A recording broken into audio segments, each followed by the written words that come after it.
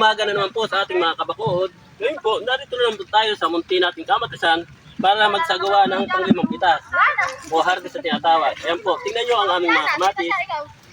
Inumpisahan na po namin ang pamimitas.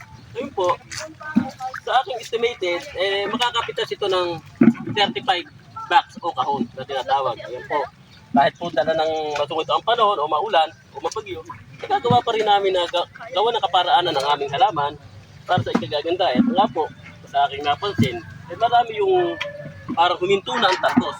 Pero siguro po, pag gumanda na ang panahon, nagawa na namin yung tinatawag na pag-spray ng foliar. Ngayon po, narito na tayo ulit sa ating impakehan o sa ginagawa natin pag-impakehan ng kamatis.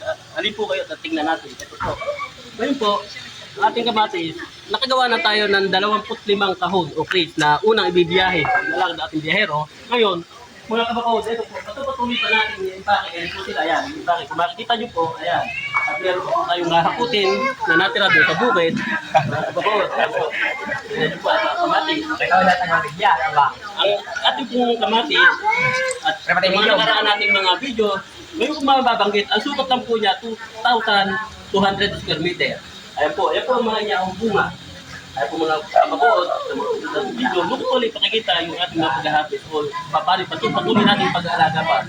Muli, maraming salamat po sa ating lahat.